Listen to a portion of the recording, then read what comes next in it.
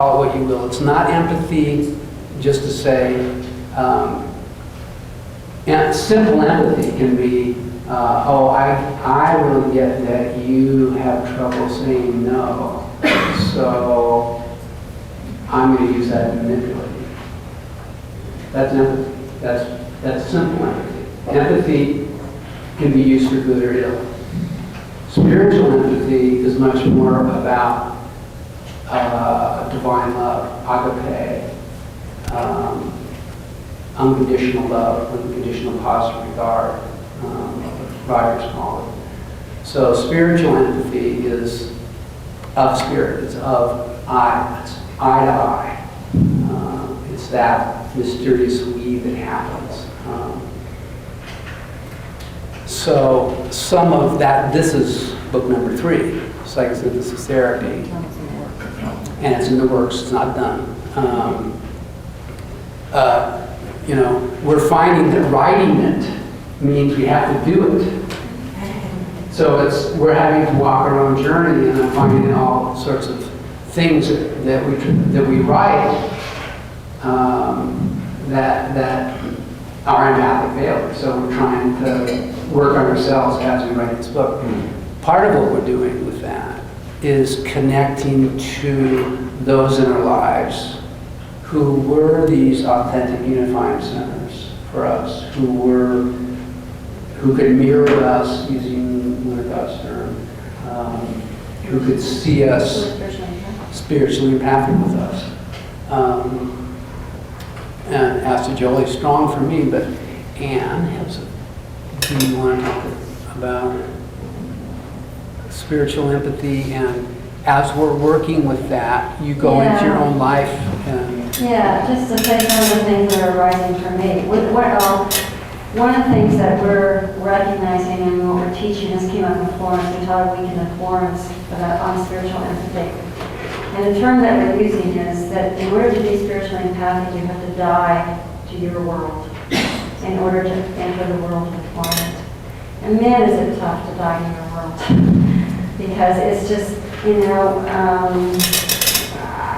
as much as I watch myself, as much as I monitor myself, I watch and I see myself with somebody, be it a friend or a client, just very, with the intention of being spiritually empathic, dying to my world to be with their world, but then I watch my little world try to sneak in.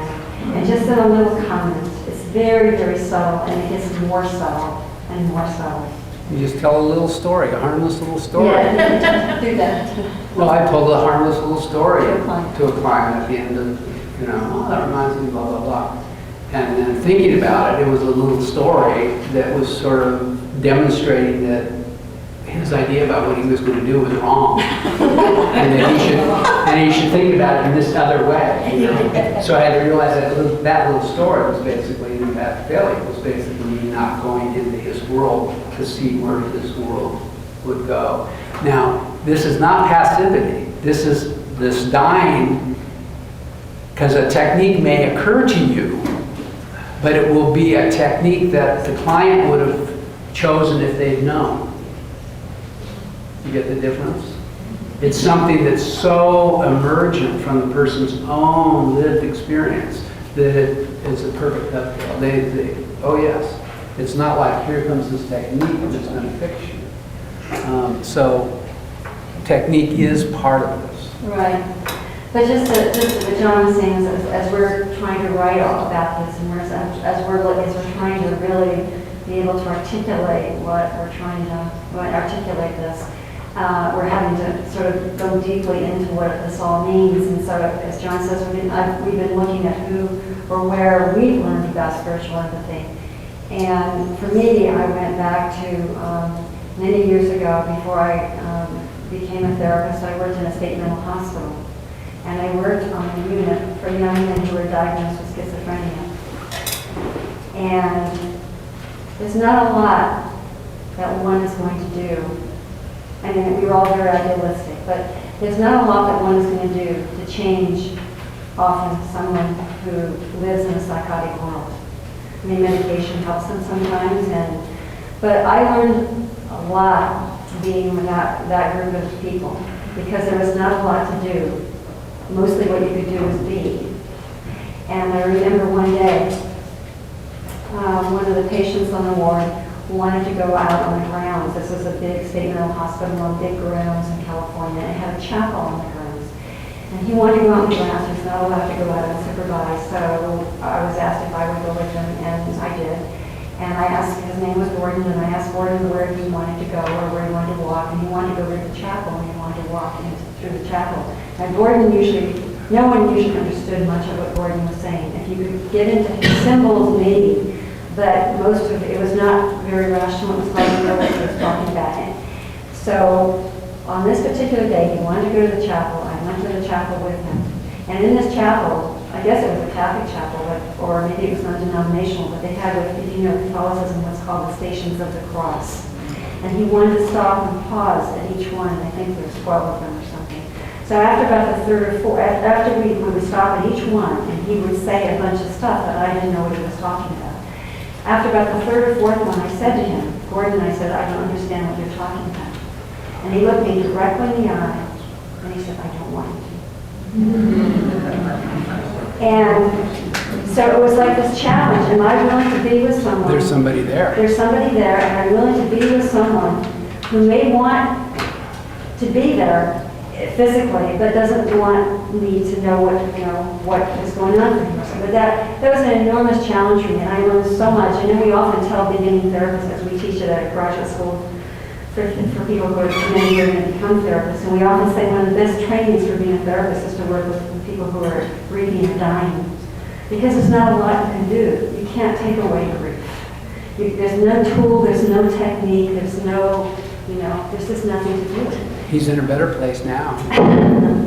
So that was my experience in working at this particular place. I mean, it was one of the biggest lessons of my life and one of the biggest learnings in my life. And I have enormous gratitude for having had that opportunity, even though it was scary and dangerous at times. Another, as we kept talking about this, another teacher of spiritual ethics that came to me and is a very surprising one for some people who might know him, and maybe one or two people in this room that knew him, he's dead now, was a Gestalt therapist named Jim Simkin. And Jim Simkin lived on the Big Sur coast of California next door to Esalen. He was a fellow person. He was a little Fritz Perls. He was a little Fritz Perls, at first. At first. But when I worked with him, it was in the last 2 years of his life. He had been diagnosed with leukemia. He had experienced, I think, a transformation. And when I was there at that time, and this is before the uncovery of my abuse, all the abuse in my family, I was in the group and I wanted to work, but I was so scared and I could barely go anywhere in terms of, quote, working in this group. And I remember one day he put his hand out to me with his finger like this, and he says, "Can you touch my finger? Is that something you can do?" And I was able to do that. And that was all we did. And he accepted that. And I felt met by him. He didn't demand anything more of me. And he would not have demanded that if I had not been able to do that. And one day I was working with one of his trainees, and he was supervising. And this trainee was trying to do things with me, trying to push me into exploration of things. And he stopped the session. And I don't remember exactly what he said, but he basically was communicating to this person, be with her where she is. And I learned so much just from those couple of experiences with him about being with another person. And I'm ever so grateful to someone who did not push me before my time into some place that I should not have been pushed into. Arthur Dykeman, I'm enormously grateful to him for being willing to sit with me when I couldn't speak, when I sat in silence, for not demanding that I work on anything, that I do anything, that I just be there. Irv. Yeah, I forgot what I was going to say about it. Irv with the astronomer. Oh, yeah, another lesson for me in spiritual empathy, or being with another person and meeting them right where they are, is I was in another Gestalt training group, and it was a Gestalt therapist who's still alive, Irv Polster. And when we teach, our students hear me say Irv over and over and over again because he has been the teacher of my lifetime in terms of being a therapist. Talk to McGill and Dave. Yeah, and one day I was in a training group with Irv. There was a small group of us. We were all professionals already. We were all therapists. And we were all, you know, in this 2-day workshop, we were working on our stuff, and after we worked, then we would discuss it theoretically. And this one man who was a psychologist had not volunteered himself to work, and here it was Sunday afternoon. There was only a couple of hours left in the workshop. Irv knew him. He had been in a workshop with him before. He turned to this man, and I'll call him Dave, and he said, Dave, he said, how are you doing? And Dave said, I'm fine, you know, life's okay. And Irv says, well, you know, I'm not Irv, I mean, Jim, this is Jim Simpkin, I'm sorry. Oh, it is? It's Jim Simpkin. Oh, I thought that was Yeah, okay. good. Okay. He said, Jim said, you know, well, what's up for you? Or I forgot what he asked him, something. It's all spirit. It's all spirit. And this Dave said, you know, I'm into astronomy. And Jim Simpkin said, tell me about it. And he engaged in that therapy session with Dave about astronomy for about 45 minutes. And as I sat there and watched him be truly interested in this man and in what this man's world was about and what this man was interested in, I watched this man blossom. I watched him come alive. I watched him in psychosynthesis terms. I watched that I amness just grow. And so that was, you know, there are all these moments that I've had with people like this that have taught me so much about what it means. And Jim Simpkin or Irv Polster, you know, if you asked them if they were spiritual, they would deny it. You know, they would say no. But truly, for me, they were being spiritually empathic because they were meeting the person right where they are. And that's, for me, that's what I want to continue doing. And I believe that because it's so hard to do, that it will be something I will be learning for the rest of my life. Because it is very, very hard. There's a wonderful quote from Winnicott where he talks about being this way with a person. He says it's not an easy thing to do. It's very, very demanding and very, very hard. He says, but we get our rewards because when we can do it, even if the person is not cured, they find themselves and are grateful to us for finding themselves, even if they're not cured. The last part of our journey I wanted to talk about, in terms of spiritual empathy. Are we okay on time? How are bodies? Everybody's okay sitting a little bit longer? 5 or 10 minutes? Is that informing this kind of connection with another person, what begins to happen is an empathic resonance in which all your layers from your psychosynthesis of your ages begin to resonate almost like concentric bells. If you think about spending time with a really, really good friend, anything can happen. You're open to your inner world, right?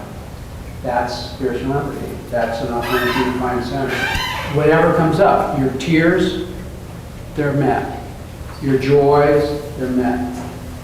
So that kind of resonance now in therapy, and also in any kind of intimate relationship, that's going to mean there's wounds.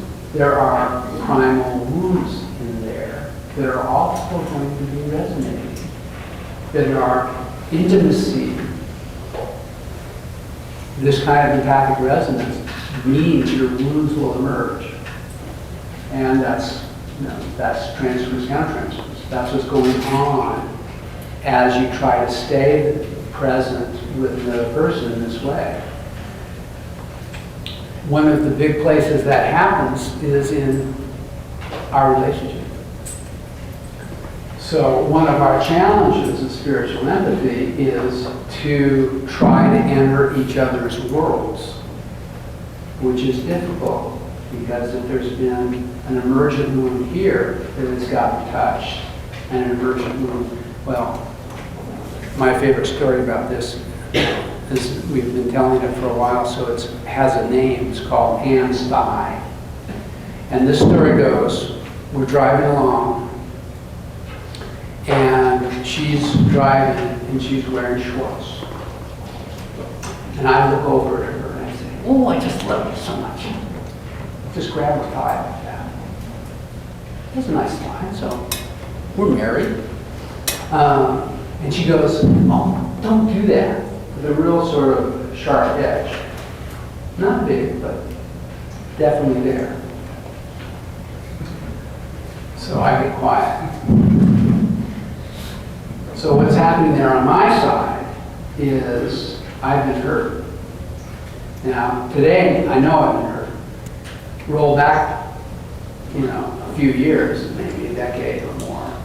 And what would have happened was I got hurt and I didn't know that hurt me.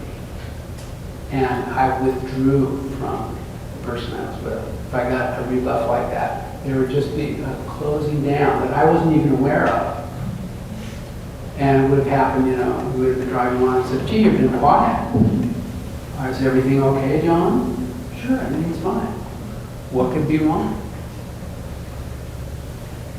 Looking at the layers, my adult layer has a lot of trouble realizing that rebuff hurt enough for me to say, screw you, I'm withdrawing, I'm leaving.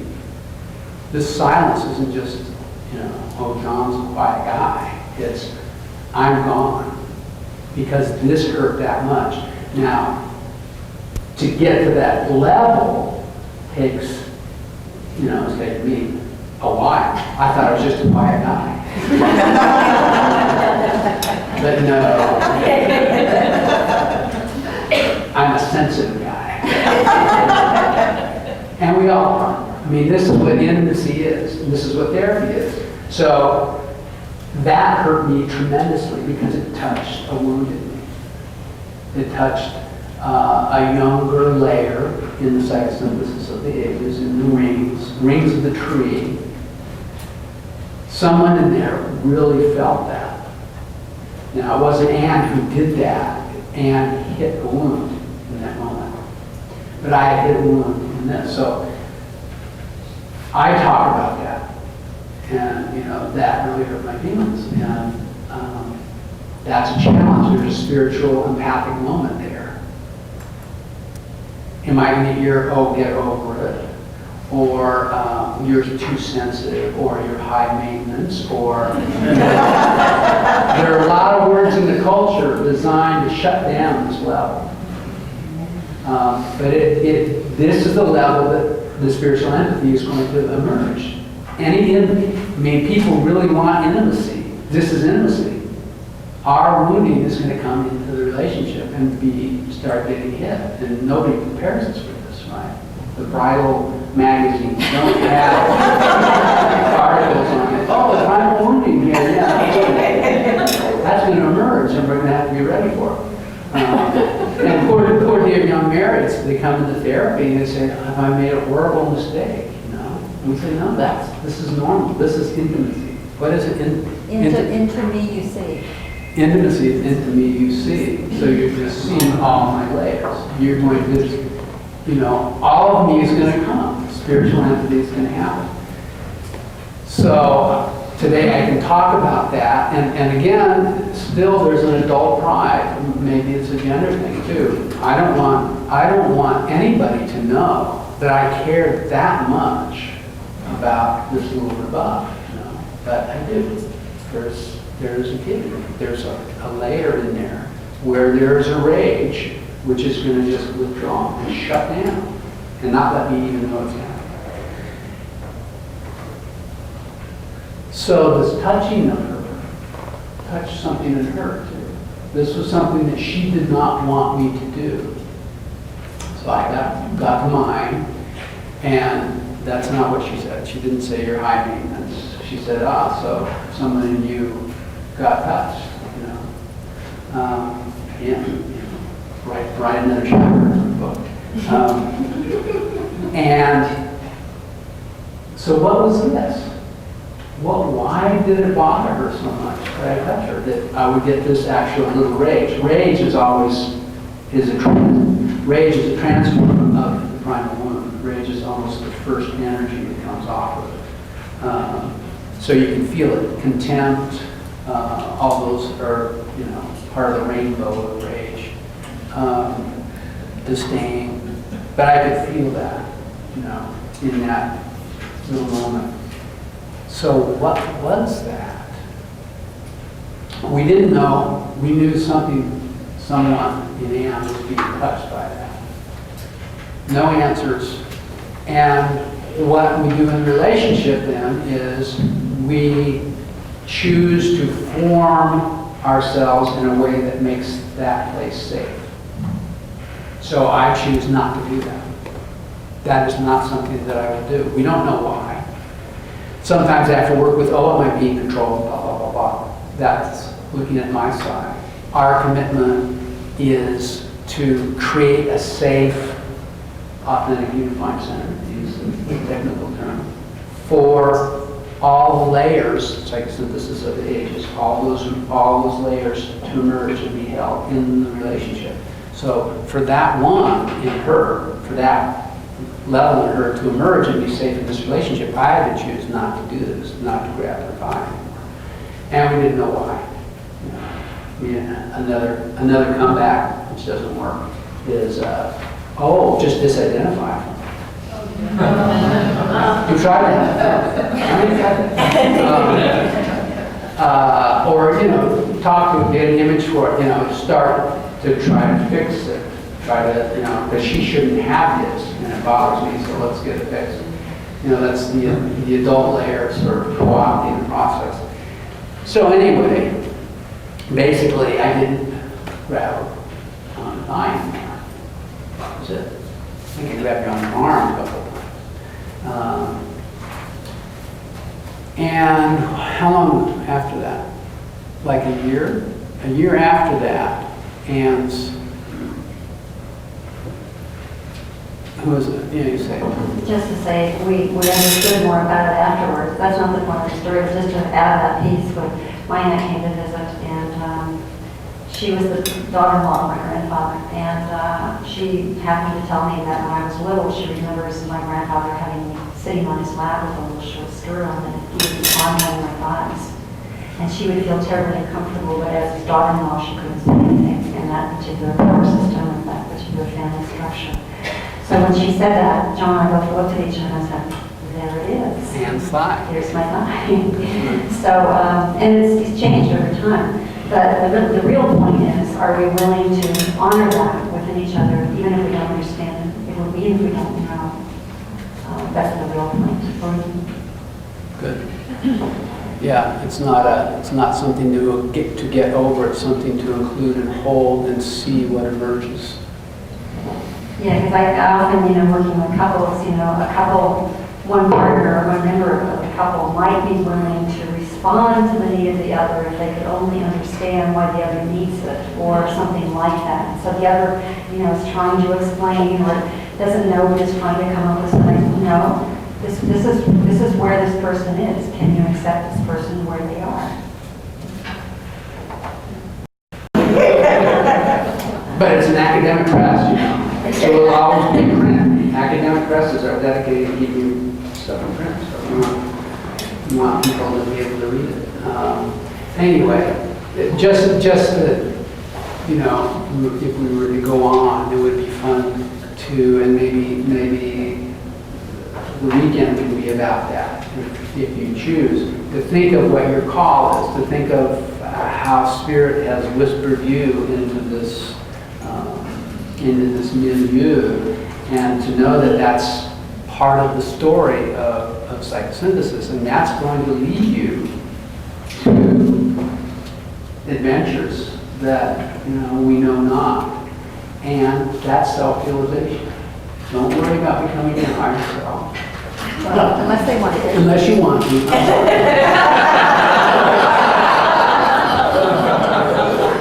See how hard it is? Asa Jolie was so right. There's no orthodoxy.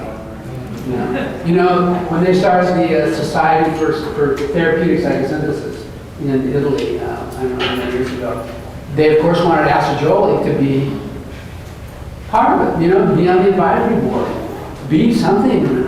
There's no, it's sorry, bye. He says he refused to be, you know, the orthodox, the center of anything.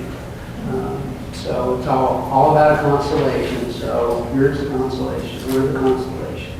And we each have our own calling to follow and be true to as best we can. So, and if you feel like sharing that with others over this weekend, I think it might be a fruitful thing, although I don't know. Okay. So, okay, thank you very much.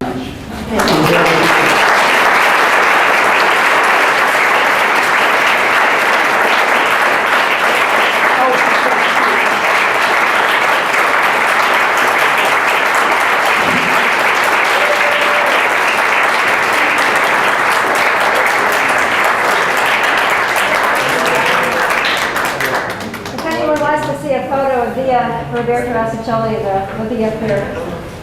Oh, you want to show it now? I don't know if anybody wants to, as we conclude, if you just, you know, about. Was there more business? Just some announcements, so after you finish. We're finished. Okay. I don't want to. Just briefly,